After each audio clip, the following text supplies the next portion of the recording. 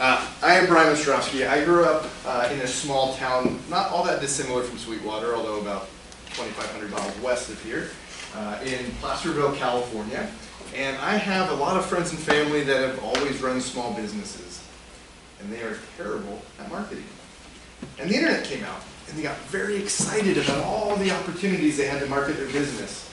And it took all of about 5 minutes for them to realize, oh my gosh, look at all these things I now have to do to market my business. And it has since gotten more complicated. So I created Marketing 345 with the simple goal of making every person more effective at marketing in 15 minutes or less. That is not to say that every single thing you can do for marketing can be done in 15 minutes or less, but most of them can, and that's what we're going to focus on here today. Now, I have been traveling the country with my family. That's a couple years old. The kids are all about 7 inches taller than you see in that picture. I started this as a MBA research project when I was at the University of Washington. My focus was marketing strategy, and it was during the Great Recession. I was looking at how Amazon and Microsoft and Starbucks does things, and I'm looking back at my friends and family in California going, they're never going to be able to bridge this gap. But I wanted to help them. I had some ideas. And so I set off on this journey. And I thought it would take 18 months for me to figure out how to really help small businesses. My stepbrother ran a magazine in my hometown, and I thought, you know, if I can help him and others like him, they'll be my laboratory, I'll be the mad scientist, and I'll figure it out. Took a little longer than 18 months, about 8.5 years. And then we kind of got a beat on things. And so fast forward to today, Locable, the company I run, is a software company. We have 2 products, 2 software platforms, one for local media companies like magazines and newspapers, and one for marketing. The latter is more relevant to you. I will talk about that today in as much as I kind of view what I do here as, has anyone ever gone to like Lowe's or Home Depot where they teach you how to do something and you can go home and do that thing? I kind of view myself in that vein. I want to make sure you have the hammers and the screwdrivers and the whatever you need to go actually implement the thing we're going to talk about. So that's what Locable is, and we'll get into that more. In 2018, we introduced a set of technology called Local Connections. Local Connections is a free tool that I am going to talk about at the end of today that automates cross-promotion. You grabbed business cards to put in a physical space where people can promote their business, and you're happy to support them. You went out of your way to do it. It's hard to do that online, so we built a solution for that. And it's totally free, totally automated. So I'll talk more about that. And Marketing 345 came about in 2018, and so we started working with Main Streets and Chambers of Commerce. And in 2020, my family and I left California and started traveling, and we're coming up on 2 years. Second time back in Sweetwater, and we very much have enjoyed it full time. So this is just a little bit of us, so you get a sense of what the last 2 years of chaos has been. Although, if you're a baseball fan and you haven't been to Field of Dreams, it actually lived up to the hype. I was pleasantly surprised there. Now, I want to paint a picture real quick.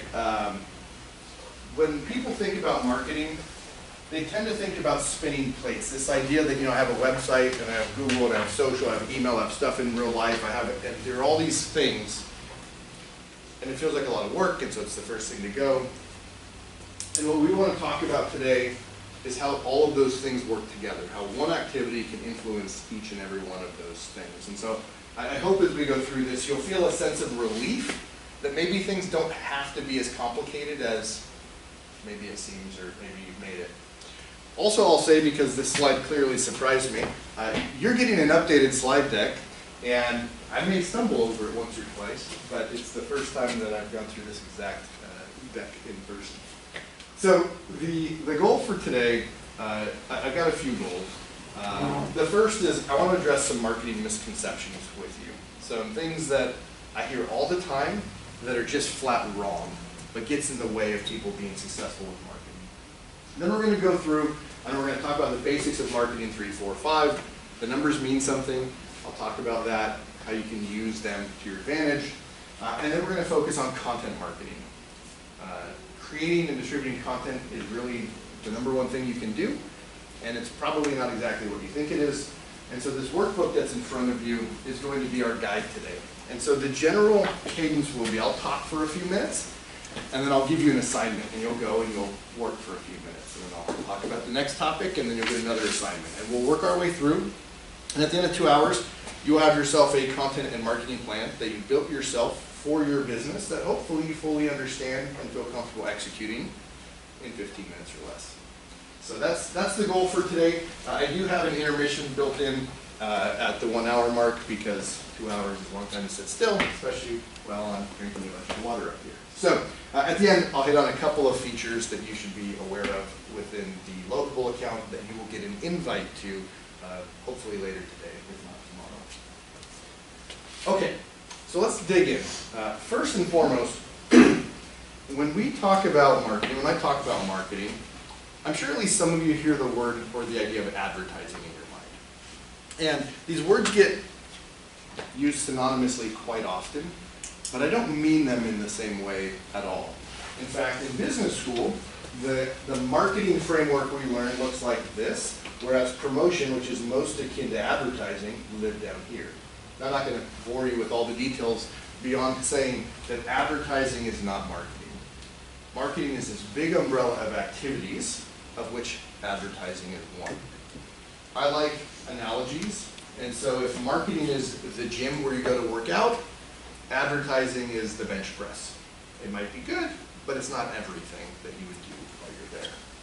Now, next up, I hear people regularly say, I don't need to do advertising or marketing or have a website or whatever the thing is because I have plenty of business. It's funny, when we started doing the workshop on tour, COVID had just sort of gotten started, and so this wasn't as true.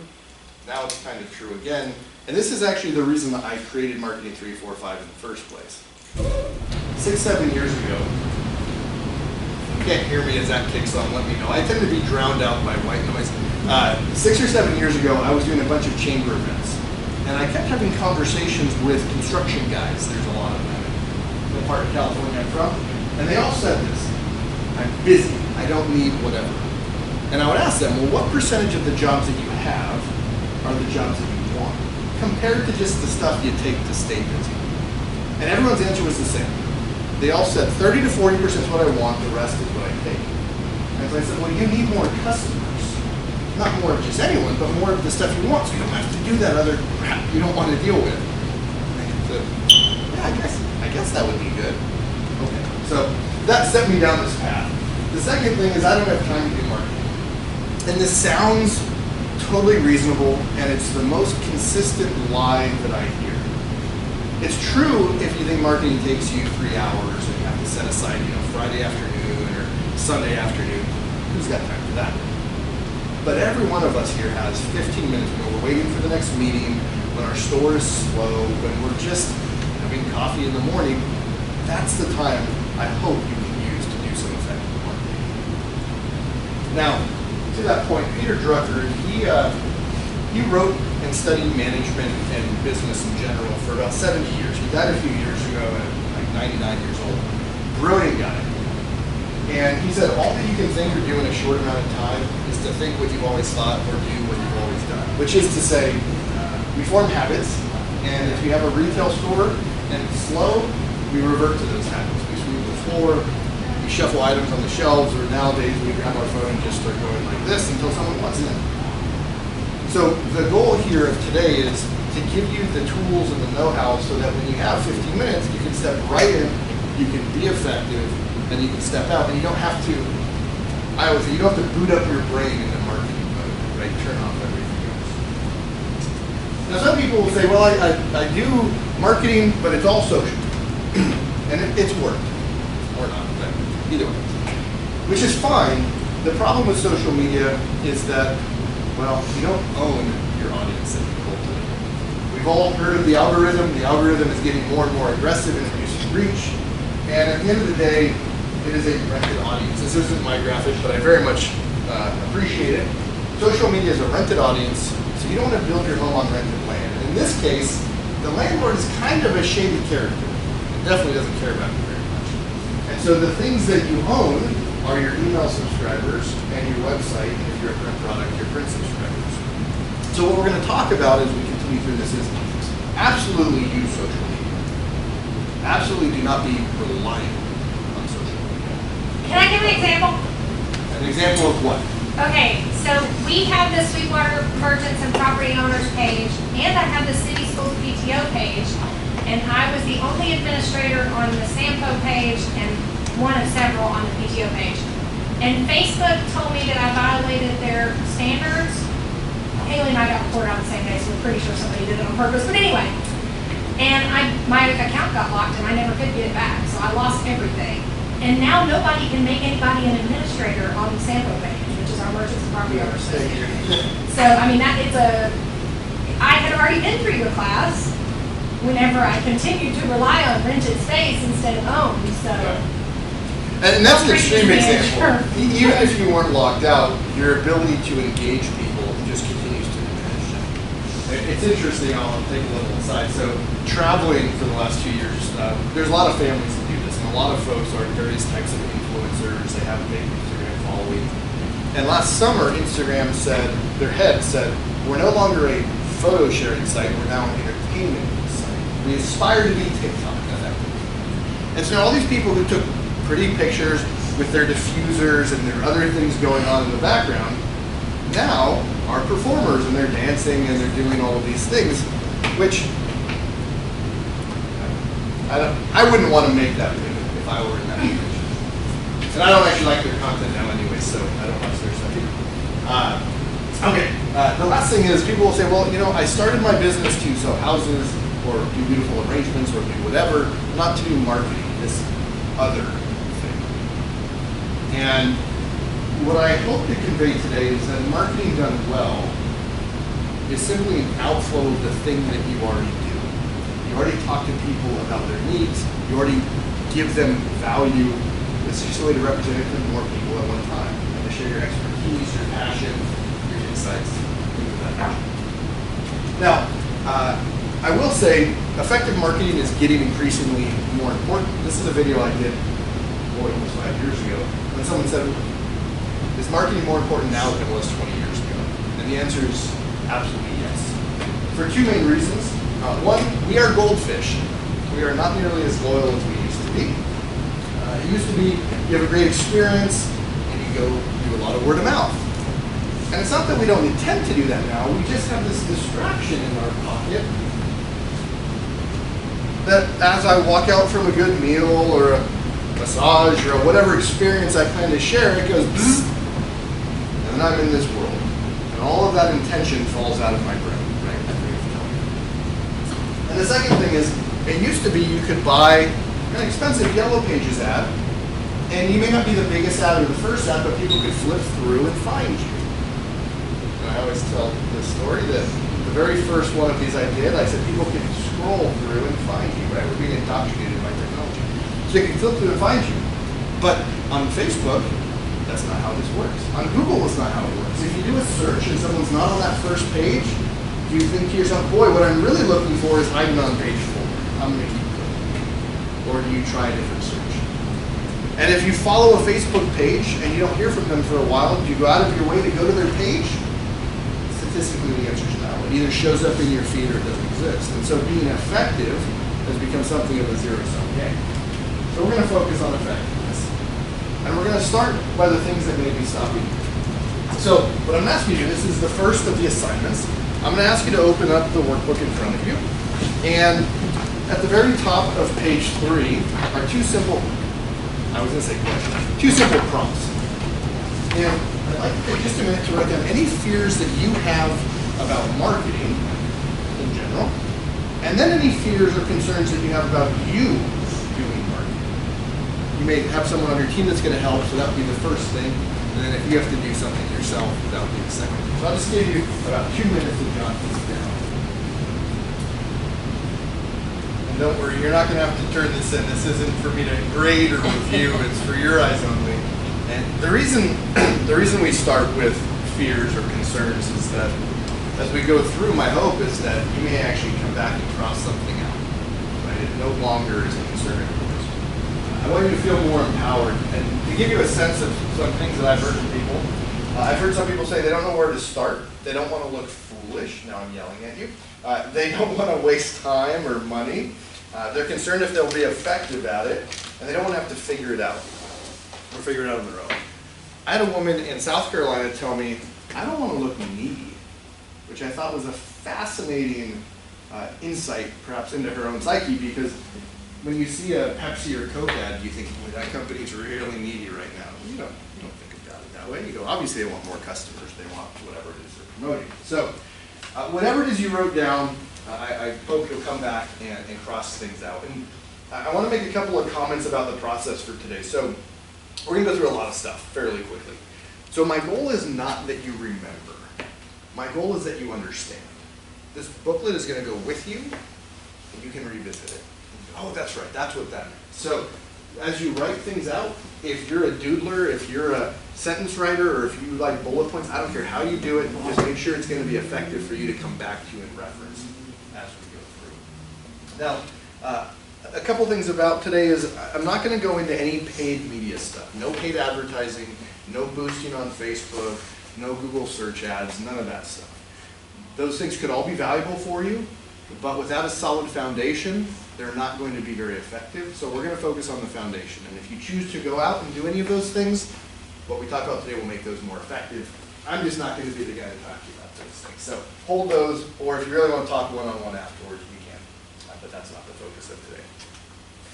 So Marketing 345 stands for the 3 reasons any organization or business does marketing, the 4 reasons people work with you, and the 5 ways they find you. You don't need to write this down, it is on page 6, but I want to explain this to you just a bit. So obviously we all do marketing to acquire customers, and hopefully it's our ideal customers, but we also do it for hiring and retention purposes. All of a sudden, hiring has become very challenging. It turns out effective marketing can help with that. I'll give a couple examples as we go. The 3rd reason is for community support. All of you support something, or someone, or some organizations. No one supports everyone, but everyone supports someone. Little League teams, Concert in the Park series. I saw a flyer walking in. I didn't notice, but I bet there's sponsors on that. And we do this to give back because we love where we are. And so your why for marketing is unique to you, and it will change over time. At the beginning of COVID, it was probably all customers. Now you may have more team issues, right? It may flex as time goes on, and that's okay. Now, communicating this, using content for team building purposes is often about sharing stories, sharing examples. And we're going to get into how to do this very quickly in just a few minutes. And community support, as I said, can take a lot of different shapes and sizes. Maybe you sponsor the concert series or a Little League team, or you've been sponsoring local nonprofits through your website. We'll talk about how to do that at the end. Again, it's not the best advertising for your business, but it's something that's meaningful to you. And I joke, this is my daughter a few years ago. She played Little League, and her team was sponsored. Unfortunately, because of her short little body, when we tucked the jersey into her pants, the sponsor's name disappeared. But we as parents saw it, we appreciated it, and it was something that, you know, is part of supporting the community. Now, people work with you for basically 4 reasons. I assume competence when I have this conversation, right? I can't teach you how to sell it, but I assume you got that under control, right? You can do the contract, you can do all the stuff. So why should I work with you? There's a lot of realtors. You know, might be picky on you. I very rarely actually have realtors in this, and I always like to pick on realtors. So there's like 1.1 million, right, in the country, something like that? Well, yeah, it's too many. There's a lot. And so the why you question can be answered by your experience, your expertise, your likability, and your values. Likability, is it going to be a nice time if we spend the day together in the car looking at homes? Right? There's some people you get along with well, there's some people not so much. I've been to the Creamery. It's a nice environment. The ambiance there affects how it makes me feel when I come in. And even Main Street, design is one of the 4 points in the approach, because when you walk into a town, your first impressions matter, right? And then values is usually community involvement. I pick on plumbers here. I don't know how to pick a good plumber from a bad plumber, but if I see that a plumber I'm thinking about hiring volunteers with Habitat for Humanity, they are not my plumber. It's as good a reason as any other. And again, there's different ways to convey this. Maybe you were voted best pest control business for 7 years in a row, or you're conveying examples from what you do, selling homes, to attract more of the right types of people. even in this example, there was this town we visited in South Carolina that had all these cracks in the cement, but there were flowers growing. And I don't know if this was intentional or accidental, but it was noteworthy. I'm showing it to you here almost 2 years later. So the little things matter, and even here, this is back in Folsom, this is a taqueria, this is a mural that sort of tells the owner's story from growing up in San Francisco and the different aspects of her life. And it's beautiful as well. So there's different ways to convey these sorts of things. And values, well, you know, people join the chamber because people like doing business with people who are members of the chamber, right? They have a shared value system. In some cases, people are cross-promoting on the back of their trailer. Of course, this is kind of like what we were talking about, where they've got business cards here on the table. And this example, well, that's from my neighborhood in Folsom before we left. For about 25 years, someone, now these two women, were organizing a July 4th parade. And in this parade, the kids would be out on their scooters and bicycles, and the parents would just walk behind and chit-chat.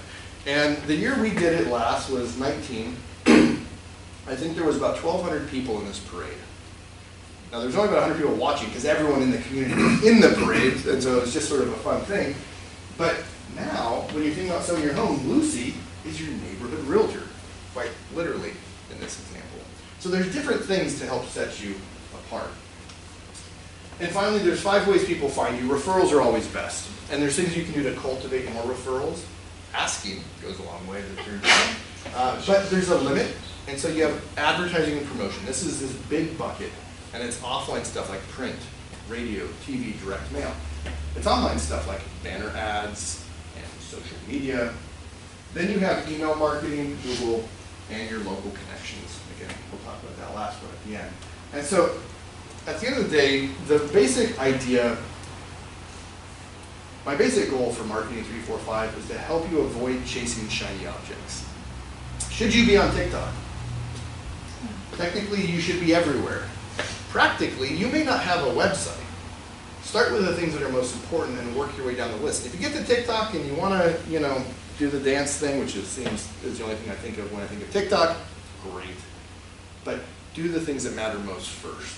To help you reach the right people, tell your story, and have the greatest impact. At the end of the day, you have 2 unfair advantages. It's who you are, your authenticity, and your relationships, which at least a couple of new relationships were cultivated here today, which is nice. And so these things set you apart. And some of you have a lot of competitors, some don't have very many, but everyone is competing against something, even if it's just status quo. And so your authenticity and your relationships are the things we really want to help you communicate and take advantage of. So we're going to start taking inventory of your business here. Now, for the next probably 30 minutes, there's going to be a series of exercises. You're going to take inventory, and in the last half hour or so, you're going to use that information. Because my goal, again, is that you don't have to remember. And so if you write down things about your business, and then you have 15 minutes, you can grab it and look and go, that's right, that's what I wanted to talk about. That's what I wanted to incorporate in my information. So what we're going to do is we're going to start with your 3, 4, 5. And the 3 conveniently starts on page 3, the 4 on page 4, and the 5 on page 5. It's also a coincidence, but it worked out nicely. And so I'm going to give you 2 minutes for each section. One other thing. There's enough in here that it could take a long time. So as you go through certain sections, do the stuff you know the answers to first. Just because the first question is what are your customer-related goals or challenges, if you're going to sit here and just sort of strain for it, skip that and go to the next question, which is what are your team goals and challenges, or maybe community impact goals. So take 2 minutes to go through those 3 prompts. And again, if you don't have an answer for one, don't sweat it, skip it. You can always come back to it later. Go ahead and continue working on the 4 reasons people choose to work with you. I'll give you a couple more minutes for that. And you'll see that I suggest some examples for experience, expertise, likability, and, well, values or your values. So again, jot down whatever comes to mind, and I suspect you'll think of more things to add to this later in the day, tomorrow, throughout the week. So feel free to come back and continue to add different items that set you apart for people who are looking for your services. As you get to the 5 ways people find you,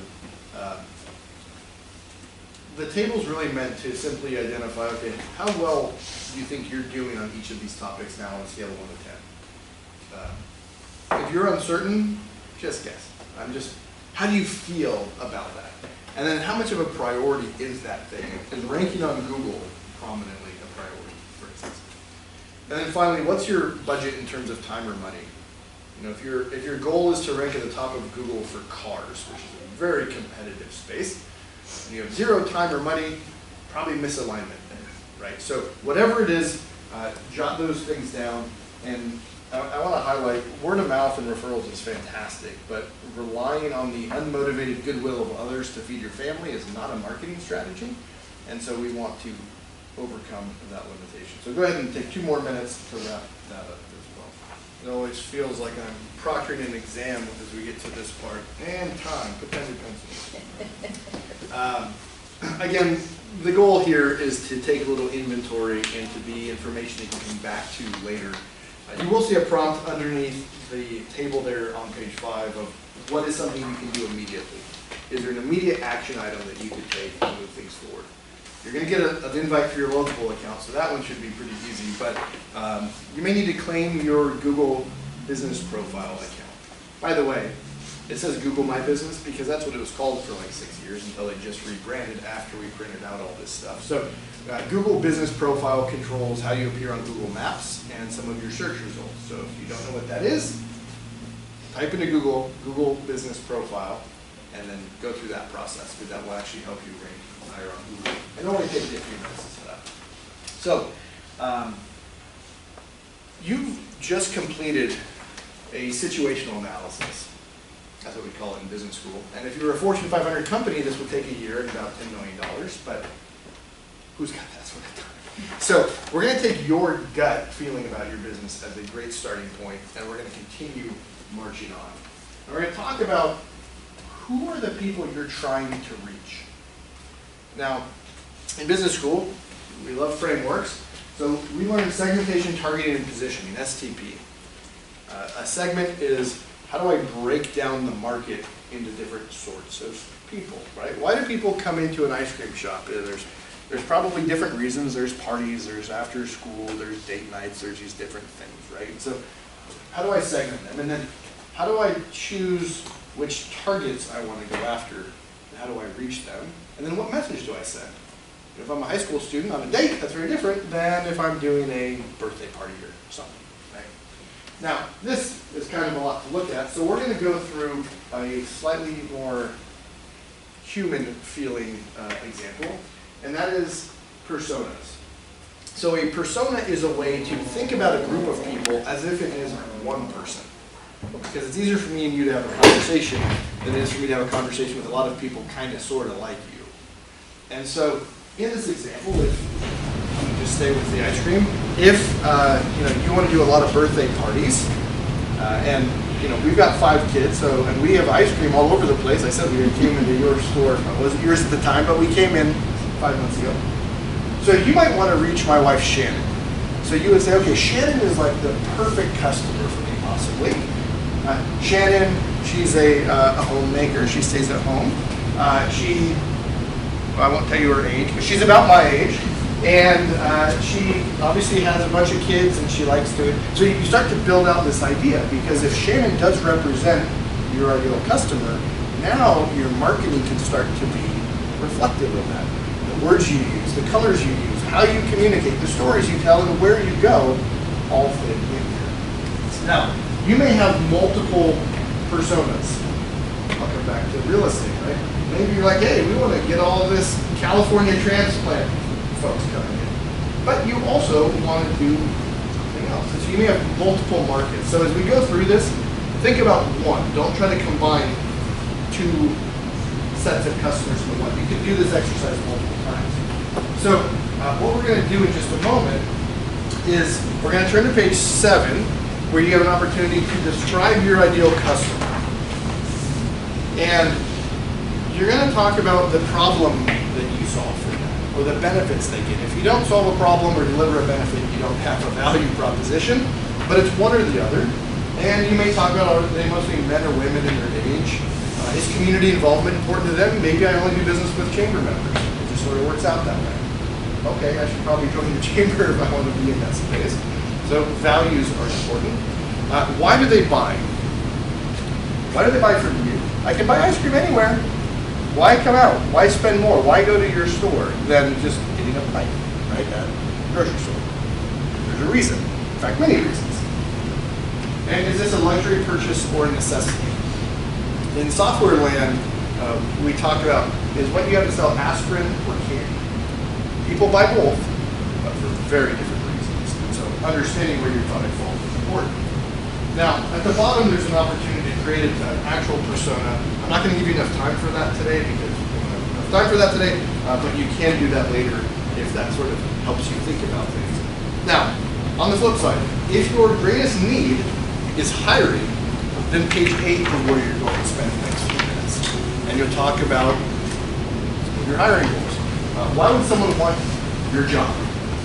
What's something that they're going to get out of it beyond just a paycheck? Money is nice, but will I learn a new skill? Will I grow as a person? Will I positively impact people? These things obviously matter. And is there any experience or insights that you can bring to the table to be successful? I cut Christmas trees in high school. Maybe that's a skill set that would translate well when I work for you. And then I love this question. What is something people should know about working for you that's not immediately obvious? So often we get into the sort of checking the boxes thing, but people are people. We want to hear about stuff that isn't obvious about your business. So I'm going to ask you to take a few minutes and do either page 7 or page 8. Don't do both. We don't have enough time right now. But pick one and go through and answer those questions as best you can. Again, we're going to come back and use this information a little bit later. At the bottom of page 7, you'll see a question, which is, do the pictures, words, and colors on your website fit your target personas, fit who you're trying to reach? Colors have meaning, right? There's the whole color meaning chart, which matters. And then you have things like contrast. If your target market are older folks, vision is probably more of an issue. If you don't have contrast, you literally may not let people read your website between the font and the background colors. And I say that lovingly because I recently turned 40 and I'm continuing to need a longer arm to read things as I go. So the colors, the pictures, the things you communicate say a lot about you, with respect to your target market. Now, we're going to keep going, and I want to have you take inventory of your community involvement. And remember, values is one of the reasons people will choose to work with you. And I was meeting with this guy, a pest control business years ago, and I asked him, how are you involved in the community? And he said in this sort of aw shucks way, we really like the community, we'd like to do more, but we just don't do that much. And we proceeded to have a conversation. Over the next 5 minutes, he said things like, well, last month we did donate to this cause, and then there was the county fair, so we provided whatever they provided to that organization at the county fair. Well, they're on the board of the food bank and the Chamber of Commerce, and he kept rattling things off. And I thought, you are very involved in the community. It's a part of who you are, but yet you couldn't just think of it off the top of your head. So the goal, again, is to get it on paper so that when the time comes for you to take action, you don't have to start this process all over again. And so I want you to think about what are some nonprofits that you support. Maybe you give them money or time. Maybe you just like them and you want to endorse them or support their cause in some other way. Are there businesses that you go into, that you refer people to? Again, real estate tends to be a heavy referral business. You probably have a whole Rolodex of different sorts of construction folks and other supplemental industries. And then are there organizations here that have significance to you? Maybe you want to support the mainstream. Or maybe there's a historical aspect of the community that you just love about Sweetwater. What are the things that matter to you? And are there any causes that are near and dear to your heart? So we're going to take inventory here. If you don't know, Robert Cialdini is I guess I'll call him a social scientist. He wrote the Principles of Persuasion, which is 6 ways to basically get people to like you and do what you want them to do. I'm being a little blunt, but he wrote in his book that we like people who are similar to us, we like people who pay us compliments, and we like people who cooperate with us towards a mutual goal. That sounds a lot like a community to me. And so the more you can convey this, the easier it is for people to be excited about what you do and supporting you. So again, I'll give you a few minutes to jot down, skip things that maybe don't come to mind, do the things that you know the answer to quickly, and then we'll be moving on. So this page wraps up some of the prep work that we're going to be doing. One of the things I'll suggest, and it's in the workbook here, is that if you are solicited regularly for a donation, perhaps flowers is one, we recommend that you create a donations page on your website. And the initial reaction may be, well, then I'm going to get even more requests. But here's the magic if you were to do this. So first and foremost, on the donations page, you should talk about the sorts of causes you support and how you support them. Is it money? Is it flowers? Is it whatever? Then you have a form that they can fill out where they can tell you about their needs, and you can highlight other organizations that you've supported in the past. So now, I come in and I say, excuse me, can you support my organization? Your answer can always be, we love supporting the community. In fact, there's a page on my website that talks about all the ways we do that. Go check that out. If you're a good fit for us, we're a good fit for you, fill out the form, we'll get back to you. This is the fastest way to get rid of someone when you're busy. And if it turns out they're not a good fit, this is the nicest no they will ever get, because they'll go find it out on their own and they can move on. So the goal again is to help you do more of what you want to do and less of what you don't.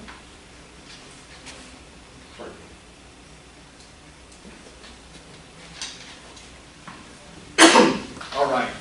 So now we get on to the part that is more, I'll say, action-oriented, right? We just spent 40 minutes mining your brain for the information in it, and now we're going to talk about content and distribution. So content and distribution is the currency of online marketing. It's what helps you rank on Google, get value out of social media. It helps you with your email marketing, and frankly, it tells people if they want to work with you or not. And so we're going to spend time learning how to do business blog. Now, often when I share this slide, there's someone in the room that lets out an audible gasp. Oh, blog. It sounds like so much work. Who's got time for that? I'm not a good writer. I don't want to deal with that. Well, you're probably thinking of blogging like the movie Julie and Julia, where all sorts of not great things happen through her adventures. But business blogging is different. Business blogging is drawn from real life, which means you do not need to be creative at all. You just have to remember what you did. And it doesn't have to be long form. You don't have to be a great writer. You just can write with bullet points, have some pictures or a picture, but it's what demonstrates what makes you unique. So my father-in-law runs a heating and air business. I'll refer to his business a few times, and they've, in the last 10 years, got into solar panels. Well, they have all this sort of metal fab ability in their shop. So they can do stuff that other solar guys can't. So telling this story helps people understand this. And I will note that doing this right is no more work than doing it wrong. Any golfers here? You want to golf? I don't attract many golfers. So I used to golf a lot before I had kids.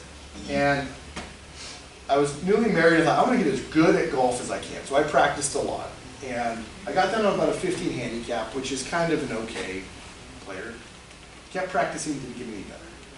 And I thought, okay, I'm doing something wrong here. So I set up a camera in my living room and I looked at my swing, and after a few swings I knew exactly what I was doing wrong. And so I went out that night and I practiced fixing it, and the next day I went out and played it and I was 5 strokes better. Then I continued practicing and I got down to like a 1 handicap, which is pretty good for someone who doesn't get paid to do it. The difference wasn't me doing more practice or more golf, it was avoiding the mistake that was limiting my progress. That's what happens in marketing a lot. Little mistakes get in the way of significant progress. So, the big thing I want you to think of when you think of content or blogging is that it provides examples, because without examples, no one knows what you're talking about. And without examples relevant to me, I don't know what you're talking about. We all have inside baseball. Does anyone here know what the 4 points approach is for Main Street? All right, that's a good thing. So the 4 points approach is a program taught from the National Main Street Center that guides a lot of what Jessica and the folks here do. It's very powerful. It's also very boring. At least saying 4 points approach, it's about design, revitalization, etc. So what you need is you need examples. This building that's being revitalized, that was built for this purpose and this year by these people, has got grant money from this place to turn it into this thing, and here's why you should care.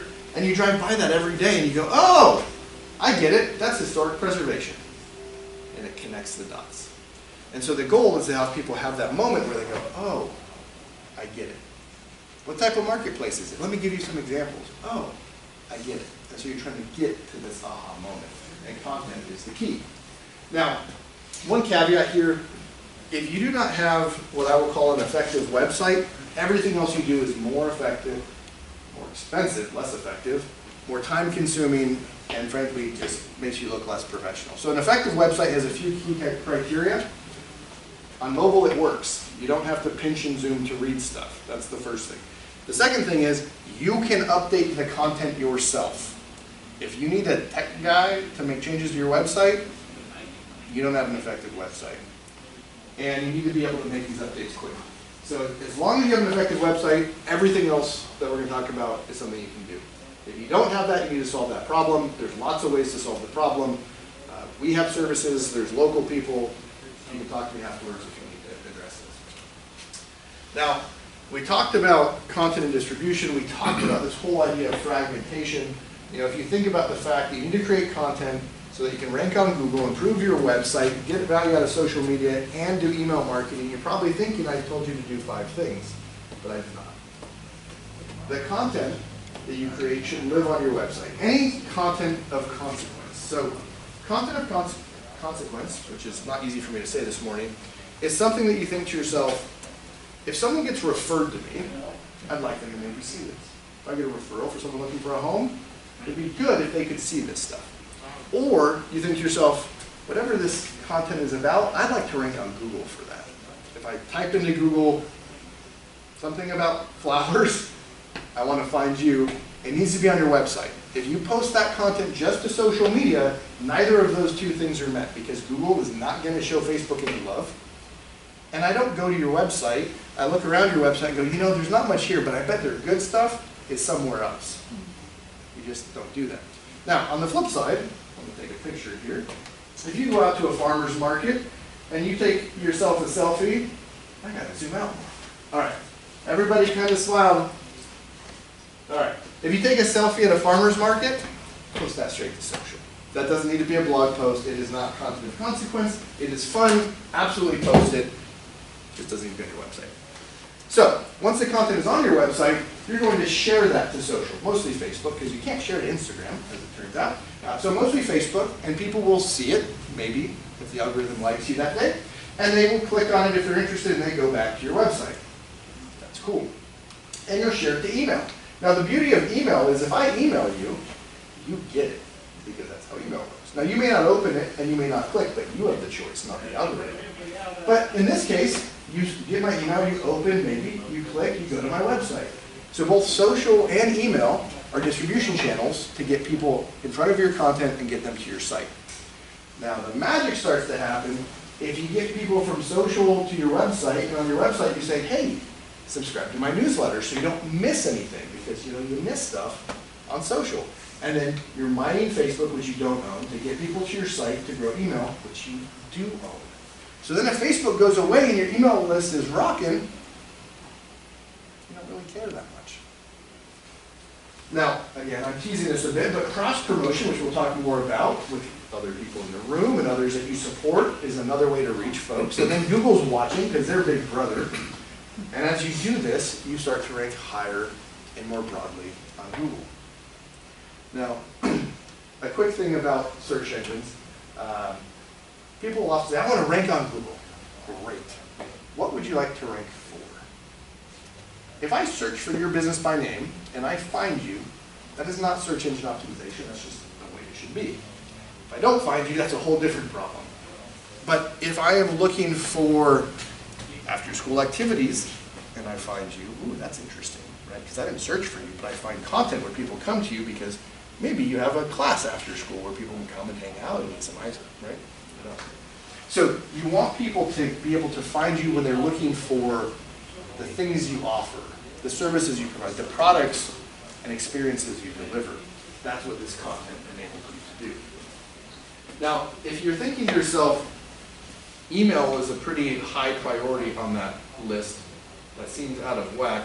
Statistically speaking, we all are addicted to email. I know I check it like crazy.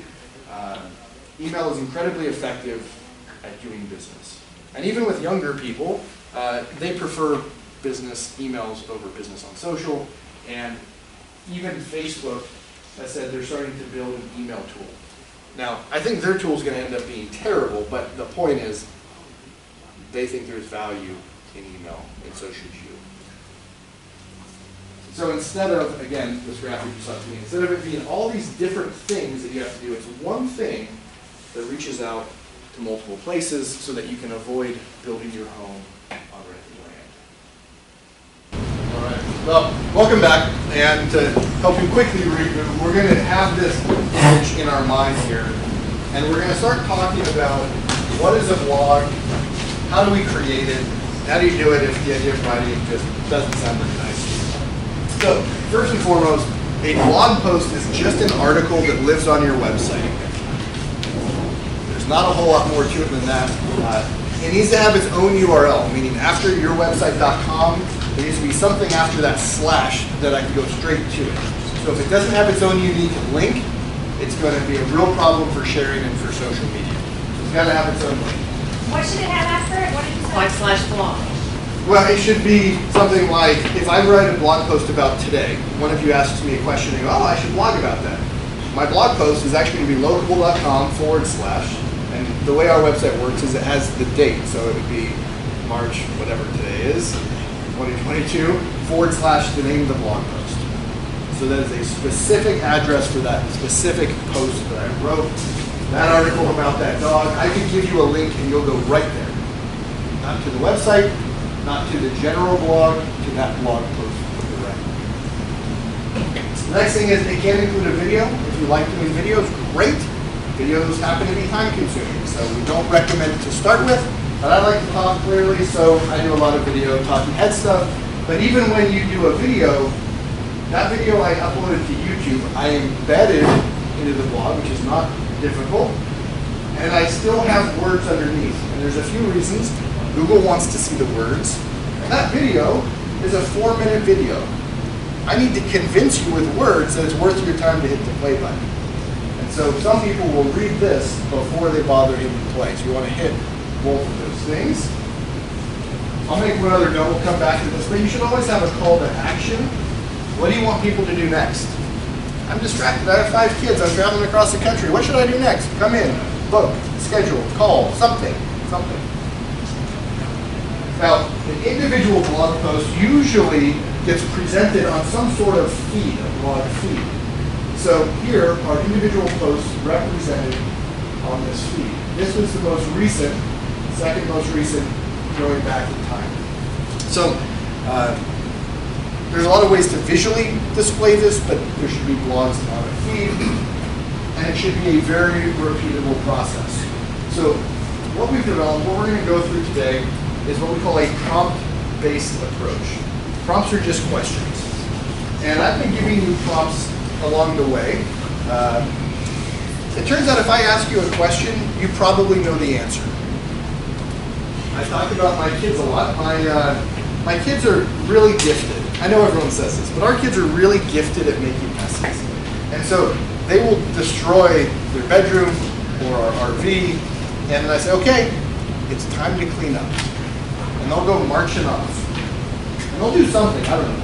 But they'll come back, and I'll say, are you done? Yep. Great. Did you hang up your clothes? Did you put away the toys? Is everything tucked away? And they walk back. When I gave them the instruction to clean, they had something in their mind, but it wasn't what I was looking for. But when I asked the question, they knew. And so these prompts that I've been asking you and the prompts that we're going to talk about here to create the blog post are things that you should know so you don't have to guess. And I'm going to give you a couple of examples here. And I want to stress, we actually recently built in guided prompt-based blogging into our software. And there's a video of me blogging. And I did it in 10 minutes. I literally would read the prompt, did voice to text to answer the question, boom, boom, boom, boom. So this will save you a bunch of time. Now, if you make something, this is great for flowers. If you make something that people can see what your creation is, highlight a creation is a good prompt. Now, here's some things we'll say. Well, first, we'll take a picture.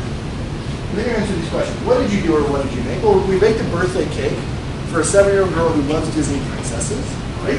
And what ingredients or process did you use? She was gluten intolerant, so we did the alternative thing. And did you run any challenges here? I don't know if you can tell, but there's a princess hanging on the side. Maybe that princess kept trying to fall off, and here's how you got her to stay on. And I skipped one.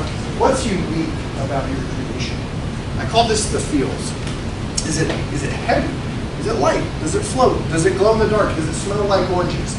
You're just kind of rounding out that experience for folks. And then what unique skill or experience helped you do this, helped you be successful? Maybe you're cordon bleu certified. Maybe it's your grandmother's recipe. Maybe you've baked cakes for 20 years and you've done 10,000 of them. I don't care what it is, but it's something about you.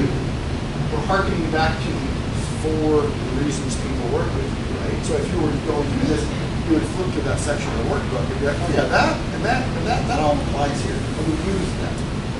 And finally, who was the customer and what did they think? What did they say? So, a couple of things to know. Remember how I said 30 to 40% of the construction jobs are what people wanted? Don't do blog posts about the stuff you don't want to do. Only focus on the stuff you want. Otherwise, you're going to get more people coming to you for the stuff you don't really want to spend time on. So focus on what you want. But this last question, who was the customer, is pretty magical. See, when you have the Sweetwater event coming up, when is it? May 6th and 7th. Okay. So people are going to come from all around, right? A lot of locals, but you can get people from all around. So someone's come down from Maryville. They're going to be like, this was so great. I had a great time. I hadn't been here in years. And you're going to say, hey, do you mind if I tell your story when I do a little post about this afterwards? Of course, I had a wonderful time. And you're going to say, well, where are you from? And how did you hear about it? Why did you come? What did you think? What would you say to someone else from Maryville thinking about visiting Sweetwater? And now when you post this, what are they going to do? They're going to share it. And they have friends and family in Maryville, and they're going to go, oh yeah, Sweetwater, the sweetest town. Let's go check that out, right? And so now you're tapping into this audience. And if we're talking about ice cream, well, you know, I have friends who have kids, and they all like ice cream. And if you made a cake, maybe an ice cream cake for me for my kid's birthday, I'm going to share it. And some of the people at the party have birthdays coming up. And they go, oh, I meant to ask you about that cake. And now you're tapping into that audience. And so you're able to use these real-world examples, which if you did this cake, these questions take 0 time for you to know the answers to. Now you're conveying these. And I'll make one other point too. That whole challenges question is a good one because I might think to myself, boy, this is going to be tricky. But if I see that you've already solved that problem, I have 3 kids with very curly hair. If I see that you've already done haircuts for people who have very curly hair, I'm like, oh, you can handle my kids' curls, right? So you overcome obstacles. Now, not everyone can do highlighted creation, and so there's different types. Professional services tends to be a little drier. If you're a lawyer, your contract might be a work of art, but it doesn't photograph well. So you can't just take a picture of a contract and like, man, look what I did, right? You have to explain what's going on. Or in this case, I mentioned my father-in-law. A couple years ago, we were having a family dinner in May, and it was a very unseasonably cool May. And he made the point that all of his competitors were advertising, tune up your air conditioning. It's that time of year. But the problem is that it's not warm enough, and AC tune-up has 0 value. It needs to be warm enough for the gases to expand or something. And he's like, I want to go after them, but I can't just be like, they're not being honest, right? So he said, well, let's do a blog post about when it's the right time to tune up your AC. So we did. And it's actually an interesting topic, right? I mean, I'm talking about it here 3 years later. And so this is kind of a water cooler idea, and you can read it, but then if you see an ad from someone saying tune up your AC, you're like, I see what's happening here, right? So you start to trust Smith more. Now, a note on this. Whenever possible, don't use stock images. You've got a camera in your pocket, take a picture. I don't care if it's grainy, I don't care if the lighting's not great, although try to make the lighting not suck. Use a real picture. If you have to use a stock image because the topic just doesn't have a picture to go with it, a dog is a good addition, or a baby, right? So try to make it cutesy and relevant, but if you can, use a real picture. So professional services can also do things like how-tos. Interest rates are changing.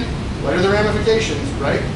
And so these are things that you can add your 2 cents to. If there's a new law, if there's some big news, you could pick it up from a major news outlet and say, hey, you probably saw this on whatever news channel. Here's what my take is. And so you can put your spin on this content. And how-tos and tips are always good. We were talking about working on cars. I'm not a car guy, but I've been driving around the country for a few years, so I've had to deal with some stuff, plus a bunch of flat tires. I'd love to see tips, right? And then if you offered services, when I get to the end of my ability to do it myself and feel comfortable, come on down and see us, right? Now you're opening yourself up for people who are, I don't want to come talk to you about car stuff and feel stupid, right? So if you can educate me enough to have a conversation now, I feel comfortable coming to talk to you again. I don't know if you're going to offer car services, but if you were, that would be something of value. And finally, if there's any seasonal considerations to your business, and success stories always work. I have a question. Just because you're saying we'll share this link to social media to drive traffic to our website, and would it be, because we know that with Facebook and Instagram that video, they don't like outside links, Sure. first off. Would it be prudent, just so that it fits on our social media platforms, to create a short video that would then go, like if you're talking about especially professionals, or like even Casey, here's 3 ways to make your own flower arrangement at home, Sure. and then here you could read more here. Is Yeah. that? So I would experiment with different things. Yeah. We have to. And there's no right answer because it's constantly changing and they don't exactly tell you what their priorities are. Right. So generally speaking, you will take the link to this blog post, you'll share it into Facebook, and you add a custom message. So it looks like a real person is sharing it. If this was about another business, I would tag the business. If Sure. it's including nonprofit, tag that. So number one, the basic is just share the link, add a message, and it funnels people. If you have a video, definitely embed the video, right? You could experiment with separately, upload the video directly to Facebook, Right. and then have the description with a link out. You'll get far less traffic because people are going to watch the video and never expand the description. Sure. But you can do that. I would say play with stuff and know there's a trade-off, right? On the one hand, you may reach more people on Facebook Right. that one time. But if you can get more people out of Facebook and subscribe, now you have access to them forever. Okay. So, trade-off. And play with it. See what the difference Right, is. and we've done it both ways, like YouTube the same way, like I just put the raw footage on Facebook, and then also share just the direct link, but you're right, they don't then click on the link, like if I share a listing, I want to create something that Facebook likes or Instagram likes, so that you get more views, but it makes sense. that- And if your content is engaging, it's going to reach a good number of people anyways. That's why plumbers and lawyers, Facebook is very limited value, right? What are you going to share? But if you sell a closed home, if you share a post about a home that you closed, Right. and you're telling the story about people and whatever, that's going to play regardless of the structure of your share. Okay, so the city has a blog on our website. And mostly I talk about downtown events and stuff like that. Yeah. I started it a year ago, I've only written 3 blog entries, so trust me, I know I'm failing in this department. The only reason I'm doing it is for Google ranking. Uh-huh. So the content that I'm putting in there, I never share to social media, mostly because people hate the government and they just don't, whatever I share, they're probably not going to be too enthusiastic about. Should I be sharing it to social media if I'm only concerned about the Google ranking? If I don't care how many people read the blog, which I do external links and photos and, lots of stuff. Why do you trying to care about promote Google this. ranking? Mostly Because she's a 3 if on they're any searching for events in the area, that's why I want the Google Okay. ranking usually. And if I find you on Google, then what? Hopefully you'll go to my website and find the event. So your goal isn't for people to find you on Google, your goal is to get people to your website, and Google is a way to do that. So the content on your website should be shared to Facebook. Okay. Because at the end of the day, you don't care where they come from. And for what it's worth, sharing a link to Facebook doesn't in a direct way help with Google, but it is part of the whole process, because the more people that come from Facebook and go, they're going to look, Google's watching. If it looks like really good content, you're going to rank higher. They may share it to other platforms. You're going to get traffic from other platforms. Google sees that. You're going to rank higher. So share any original content to social. Okay. But maybe not the city page, maybe the Main Street page, which is Yeah. not really the government. Right, that's true. That They're is gonna help us with that Main Street page, so. Yeah, that's going to be an easy one. If you are hiring, recognizing your employees is a great way to keep them, first off, because if I'm like, you did a great job, so good, I'm going to promote it to people. Right? Oh, nice. I feel good about that. But you also get to tell your story. So I have a friend back in Folsom, he runs the Chick-fil-A, and I know it's not a local business, but it's his business, and they're always hiring. Right? They always have turnover because of high school, college age kids and stuff. So they're always hiring. And so what you can do is you can pick an employee, and you can do an employee of the month. You can do an anniversary or a new hire or somebody caught you doing good and I want to recognize that. It doesn't really matter what the topic is, but you may ask questions like, well, how long have you been here? By the way, you know the answer, but you can ask them this question. And why did you apply in the first place? The answer they gave in the interview may not be the real answer, but once they're there for a while, they might share something interesting. And what's something you've learned here that helps you in your everyday life? Maybe there's some insight. Or maybe I'm a volunteer, right? This can work for hiring or volunteering. What's something about volunteering that is insightful to me? Finally, what are you most proud of with your time here, or your favorite memory? They're going to brag on themselves and your company at the same time, which is pretty cool. And what would you say to someone thinking about applying to work here or volunteering? Now we're getting into the magic area, because if you were one of those kids, or their friends, or their family, and this comes out, what are you going to do? You're going to share it. And then, you know, their friend's brother's cousin is going to see, like, I forgot that they worked at Chick-fil-A. And oh, that happened too? I'm looking for a job. That reminds me, I should go check out Chick-fil-A, because at the bottom here, you're going to have a message that says, hey, if this sounds like a place you want to work, check out our openings. We're hiring. And so now, instead of just saying, we're hiring, come apply, because that's what everyone says, you're saying, hey, do you know John or Jane or whoever these people are?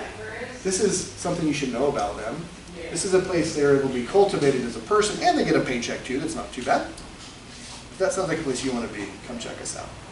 And so you can backdoor into all this stuff. And if nothing else, your branch is reaching a lot more people talking about your people.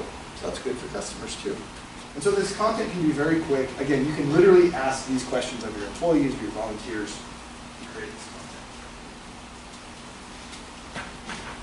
As we continue on, Main Street, for sure, other organizations do events. And events in Main Street, and often with chambers too, they have this big impact. It's busy for 2 days, and then it's gone. But there's more to tell from that story. And so we talk about this being event story arcs. So the event is going to live in your calendar. So if you have any upcoming events, I'm going to show you in a bit how you can post your events into Locable, have it show up on your website, the Main Street. If you're a chamber member, it could go there too, etc. But before the event, you can write what we call a preview article. Maybe you have a special guest or sponsor, or maybe you have a grand marshal of your parade or whatever. Get to know the people behind the event. You'll notice people is a big thing for us. And so you can tell these stories through these blog posts. And oh, by the way, check out the event in the calendar. But after the event, you can do an event recap article or articles. Maybe you have video, pictures, maybe something funny happened. You can answer some questions and recap the event. So now, instead of it being one moment, now you're creating this whole arc of experience. And oh, by the way, if this is an annual event, next year, when you write that preview article, you're going to refer back to last year's recap article. Remember last year we had this great time and this happened? Well, this year, and now you're connecting the dots. And now more people see you on Google because you have all this content about events and Sweetwater and wiener dog races or whatever the thing is, and people are going to see it and find it and go, that's cool. And if you're a business, you become an authority on these topics. I mentioned, don't forget the call to action. I call this the click here dummy button. We're all so distracted. Don't make people guess. What do you want to do next? Call me, schedule, come in, buy now, whatever, just do the thing. Also, when the internet came out, we called it the World Wide Web. The web was comprised of links, these blue little getters on the post here. Well, if you are writing a blog post about your catering services, you should link to your catering page. And on your catering page, you should link to your where we source our food page, and you should have links back and forth so people can navigate around. So can Google. This is one of the easiest ways to improve your own search engine ranking, is having links within your own website. And finally, formatting matters. People will read, but people will first scan for content. So use headers that are a different color and bigger. Short paragraphs. That's about as long as I would go in most cases. Bullet points, other things. Make it easy for the eye to scroll through the page and then stop, read, and keep going. A big block of text. Oh, this took me 30 seconds to read. Who has that type of time? I'm out. Right? It feels funny, but it's absolutely true. So formatting goes a long way. Now, quick aside before we get into creating your blog, we're going to go through and you're going to get to choose prompts to follow to blog in your workbook. But I do want to highlight that in our software, we have guided blogging as a feature where you can literally come in, pick between 12 different topics. It's hard to see. This is event recap, event preview, profile of vendor, highlighted creation, profile of nonprofit, volunteer recognition.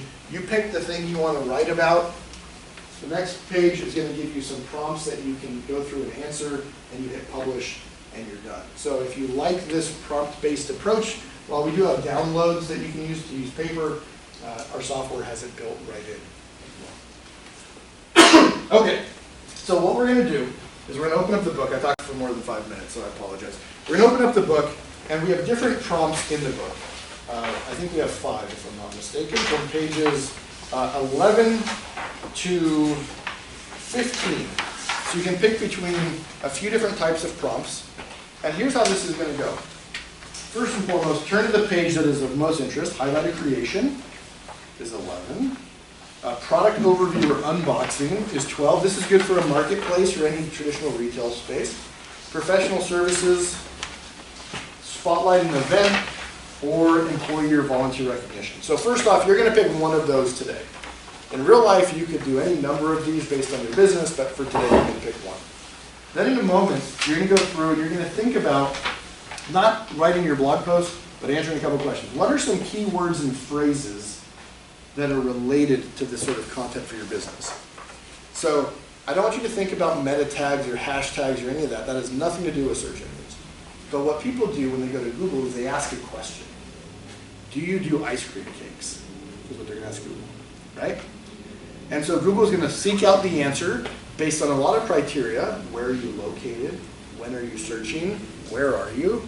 Did I say that already? Where? Where's so important, I'll say it twice. But also the phrase ice cream cakes. So if you nowhere on your site have the phrase ice cream cakes, you're out of luck. You're not going to show up. If it's on your site, but it's only referenced once or twice, maybe. But if you have a page about ice cream cakes, if you have blog posts with examples, now Google's like, whoa, this site's all about ice cream cakes. So if whatever people ask you on the phone, think about a few conversations they've had where they've called you or they've come in and they say, can you help me with whatever that is, are things that you should be including in your content because you know they're using that on Google. So in a moment, you're going to think about some of those keywords and phrases that you want to incorporate.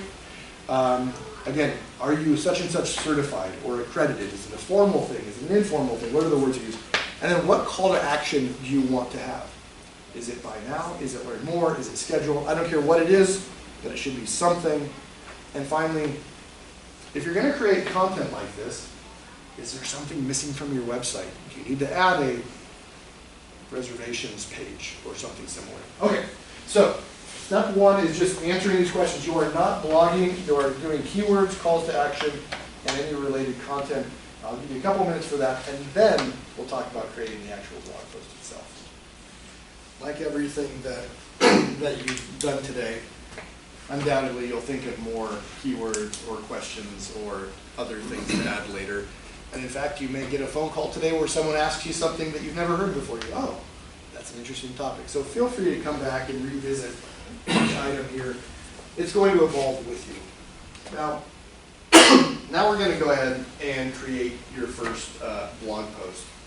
And so to do this, we've got this sort of template graphic on page 17 and how you lay this out, the visual of it doesn't matter so much, although I do find this is a relatively effective, simple approach.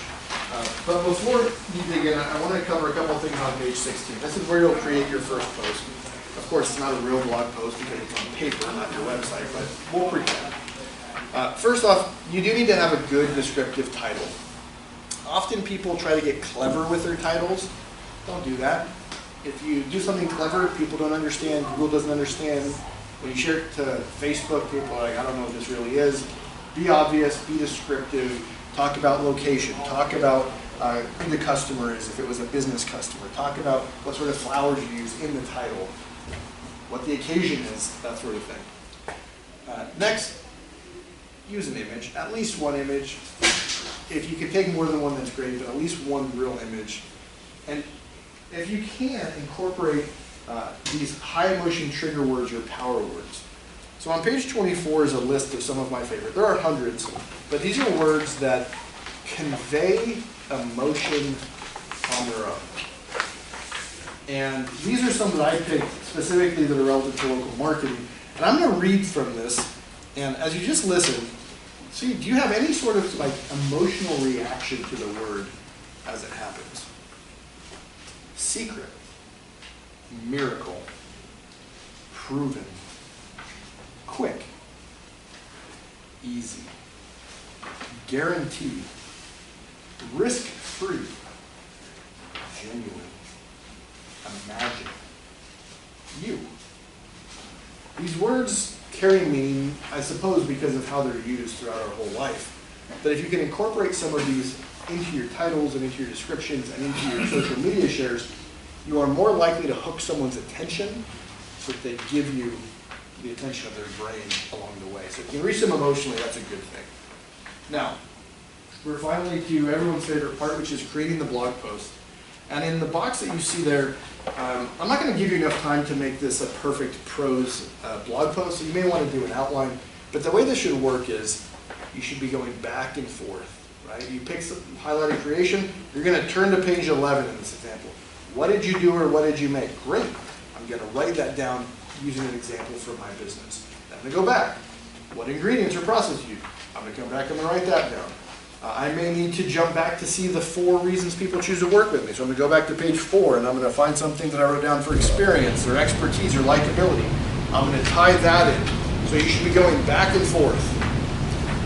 There is no creativity allowed right now. Go back, answer the question, find something that you wrote down earlier, come back to page 16, jot it down, and at the end, add your call to action. What should someone do next after you do this? So I'm going to give you 5 minutes, and then you're going to read it aloud. I'm just kidding. I'll give you 5 minutes, and you're not going to read it aloud. But take your time and flip around. Don't get a paper pen. This is obviously a draft. You would need to take this and put it onto your website to become real. Does anyone feel like perfectionism made it hard for them to start onto this? I don't know if any of you suffer from perfectionism. That is not something that I suffer from, but I do know a lot of people want to get it perfect right away. And I want to encourage you. I will regularly do a blog post and I will share it. And my mom will read it because she's my mom. And she'll text me and be like, hey, you had a typo where it said this. And I'll go in and I'll change it and I'll text back, I don't know what you're talking about. Now, it's obviously a joke, but the point is that there's nothing set in stone. If you do a post and you forget something, add it later. If you had a typo, fix it. It's better that you get something moving forward than nothing at all. And I told you I like analogies. One such example is if you find yourself regularly sharing something about your day over a glass of wine with your spouse or a friend or somebody at the end of the day, whatever it is that you're talking about, that probably should be a blog post. If it's interesting enough to share, share it. I have a question. I know our keywords need to be focused on what we want to tell, but do you suggest using like plug-in like keywords everywhere where you're figuring out what people are searching for? So that's not a bad idea. And understanding right at the top of a Google search that no one is looking for has doesn't matter. So yes, that's helpful. But again, that does take time. And most people who come to these sessions are a little time challenged. So using what people ask you on the phone or in person are a good proxy for that. If you want to go further, great, but not required. And in terms of the actual keywords you use, Google understands English shockingly well. There was a video, which I encourage you to watch if you're so inclined, from 2018 of their CEO demonstrating their artificial intelligence having phone calls with me. So it called and it booked a hair appointment and it booked a restaurant reservation. There was a real person on one end and not on the other end. They had no idea. So the exact words you use, Google figures it out, but the more on point you can be with your messaging. So you create this content, you post it to your site, and no, people aren't super excited to read your blog. But a couple of things. Again, you're going to share this content, so they're going to see it on Facebook, they're going to see it via email, hopefully they see it on Google. And when they come to your website, they may not be seeking out your blog, but they may find it if you present it the right way. So I'll give you an example for Locable. Up in our navigation, we have a blog link. It does not get clicked very much. In fact, I use it more than everyone else combined. But it gets clicked sometimes. However, if you're looking for a website, we have a website service. It's wonderful, it's great. You can read all about it on this page. At the bottom of that page, you're going to see some of our blog posts, but not everything. Just the blog posts about websites. We won't talk about Facebook or email or customer reviews or any of that other stuff. If you're a restaurant and you offer catering services, you should have a catering page. And at the bottom, you should have examples of recent catering blog posts because it's relevant to that reader. So not everyone cares about your catering post, but that reader does. And oh, by the way, remember how I said links within your site are good for Google? This is too, because it connects the dots for Google. Now, I want to take just a minute, a couple minutes, to talk about a couple of features in Locable that I think would be helpful for you to be aware of. First is email. So there's a lot of good email clients out there. MailChimp, Constant Contact are the two big ones. Very robust, very powerful. Because our whole philosophy is content should live on your website, it's hard to see that graphic on this projector, but that's okay. That's your website, and you should share it to email. We built our email service to work this way. So you quite literally will start in an email, give it a name so you can keep it straight on the back end, a subject line so people hopefully open it, and you'll write an introduction or a summary. You don't sit down and write an email. What you do is you go through your content and you choose which of these do I want to add. And if you want to add something, you hit the plus icon and it adds it over to your email. It builds it out for you automatically. We call our email service Express because it's fast. And you can also share other people's content. So Jessica will share your content via email. So if you post content into Locable, whether it's a job opening or an event or a blog post or an offer, she can filter down and see your content. She can look at, do I want to blog, an event, a job opening, click this icon and add your job opening to her email in 5 seconds. So now she's distributing your content because she wants to curate and you want to reach more people. And you can do that same thing. If you wanted to share your merchants' content, they could each post content. You can share it to your newsletter, for instance. And so you can choose whatever you want to share. It generates your email for you automatically based on the color you set up and the picture you add. And you decide which list do I want to send this to. You can have more than one. And you've got yourself an effective email that takes you about as long to send as it took me to describe today. So email can be done very, very quickly. We have a tool to help you collect customer reviews. There's a free version and a paid version. And it starts by asking, would you recommend us to a friend? And if they click yes, or specifically on a scale of 1 to 10, if they click a high number, it will collect a review that you can show on your website, you can share to social media. And remember at the beginning how I said we're not as loyal as we used to be because we get text or emails and it falls out of our brain. If we work together and get a great time and you forgot to share it, when I ask you for a review, you go, crap.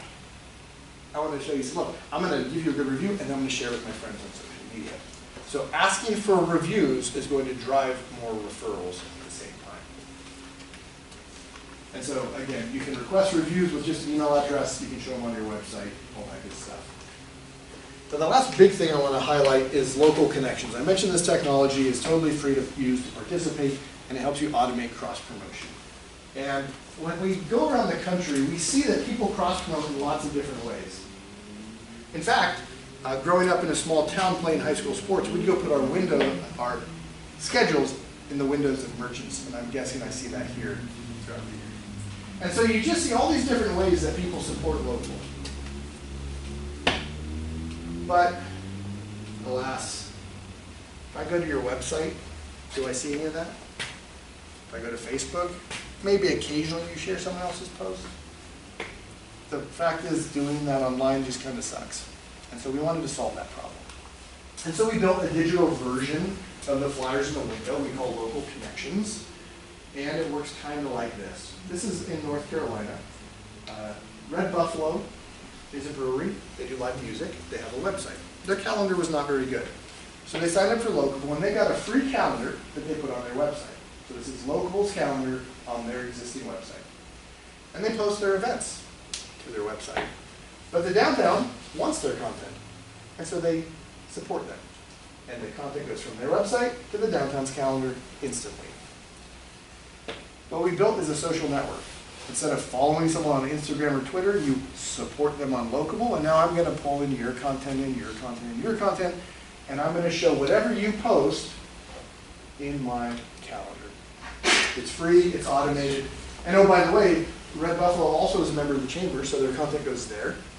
Tourism wants their content, so it goes there. Some friends in the room, they want to support them, so their content goes there. And if there's ever a change at Red Buffalo, maybe it's canceled or rescheduled, everywhere's updated instantly. So no more, oh crap, where do I need to run around and take down those flyer situations happen. So there's 8 tools that we currently have. The calendar and the directory are the big attractions. Our job board and our volunteer opportunity board, I think, are going to become quite popular. And then we have a coupon feed, a blog feed, a marketplace, and we've got multi-merchant campaigns, which I won't get into, but that's coming in a few months. And then, of course, the email piece I talked about. So what you're going to see here in Sweetwater is something like this, where they have a directory of all of your businesses. But if you claim your Locable profile, you control how you appear in that directory. And any content you produce will appear in your listing, which, by the way, doesn't hurt with Google. But again, the real purpose is to get more people to see your stuff, so it's good for that too. They'll have a calendar that pulls in your stuff, and of course all the details. If you're posting jobs, that's what these are, jobs from different businesses, with all the details. Offers, same thing, they all work the same way. You do your thing, you promote yourself, and Jessica can pull that in and automatically support you. So, do you support Main Street? Do you support community organizations? Of course. Now we want to help you show that on your website, so that if I'm looking for you, and I love this organization that you love to support, now I go, ooh, I like them even more. And that affinity helps you go further. So, I actually want to skip a few of these slides because we're running short on time.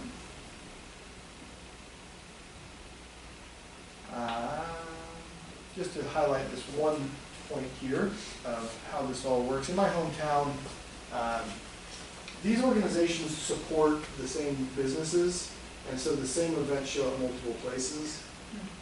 And so again, it's like a digital version of the flyer in the window. And click out of this. This business is not on Main Street. It's like the KOA you were talking about, Jessica. They are supportive of the community without being on Main Street, so they support the chamber, Main Street, and the food bank. And you might ask yourself, why does a pest control business care to have events on their website?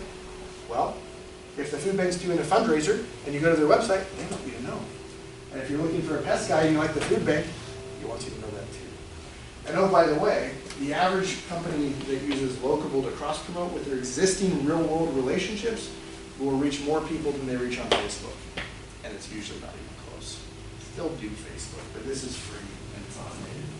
And it will be transformative for you. So you are going to get invites to your Locable account, and you can set this up, and at any time you can support anyone that you have a real relationship with, and if you need help, my team will help you get this all set up. So, as I jump ahead here to the last bit I want to hit on, I do want to stress, when you claim your Locable account, you can tie in with Google Business Profile, so you can update your hours of operation, and it will update on, I'm going to keep pointing at Jessica, On the Main Street site, it'll update Google Maps. So one thing will have multiple benefits. If you have a restaurant, we do have a menu tool. It's part of our paid plan at $30 a month, so still quite affordable. We have a form builder tool. This form builder does lots of good stuff, including this instant contact page. So I don't know if you can see this, but it has a map, it has your social links, it has your hours, your address, a form, all in one. It drops in, it's totally free to use. And when someone fills out this form, it will notify you and your staff, whoever's on the account. It will save it into a contact database, a CRM. It connects the dots for you. And oh, by the way, it means now if you update your hours, it's going to update Google, your Main Street listing, and your website. If you do events, we have an event registration filter feature, and so you can do ticketing and event registrations. And if you have content downloads, if you want to collect email addresses in exchange for a coupon or something, you can do that through our form builder too. And then of course, they're in your database, you can request customer reviews. The purpose of Locable is to give you a foundation that you can do all the main stuff on. And you do it quickly, and most of it's free. There are some paid things, email marketing is paid, guided blogging is paid, our websites are paid, but the majority is included for free. So the very last exercise I'm going to give you is to decide what your marketing plan is going to look like. I'm asking you to turn to page 21. And this is kind of like a contract with yourself. We've talked about a number of things. I hope you feel more empowered and enabled and less perhaps fearful or uncertain. So what are you going to do? I gave you a spot for 3 things, but maybe there's more, at least one. What do you plan to do? Maybe you're going to blog once a month. Great. And what will help you accomplish this? Is there someone who needs to take pictures for you, or do you need to take pictures? You need to have better lighting to take pictures of the flowers or whatever. Is there anyone on your team who maybe you want to proofread or write or to weigh in? And how much time do you think it will take you to complete this task? If you think you can do a blog post in 30 minutes, and you find yourself with 30 minutes, you're going to feel confident that you can accomplish that. And as you start getting into it, maybe you only need 20 minutes. All right, great. There you have pockets of time where you have 20 minutes. So take just a moment and write down at least one, or hopefully more than one thing that you will do on a regular basis to market your business. Might I suggest at least a blog post and collecting customer reviews? Those are 2 pretty easy ones that you can do. Write down why you're going to do it too, because in a week when you forget everything we talked about today, you might not remember why you wrote it down. Well, as you get into implementing the things we talked about today and the contract you're making with yourself, know that it's all an experiment. Try certain things, see how it works, see if the routine works, make adjustments. Nothing's set in stone. And to summarize what we've talked about, whatever you do throughout your day, let that be your marketing. Take that to create your content. If you have events, talk about it. If you complete projects, talk about it. If you have success stories, talk about it. Obviously, if you're posting things, use our free tools to automate distribution, reach more people.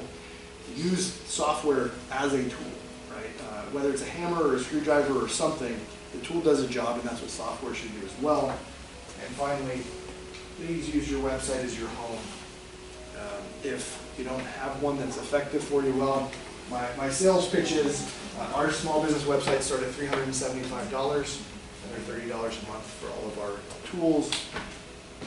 For attending, you get $100 off on your website if you're interested in that. Alternatively, if you just want to use some of our software, you can get a discount on that as well.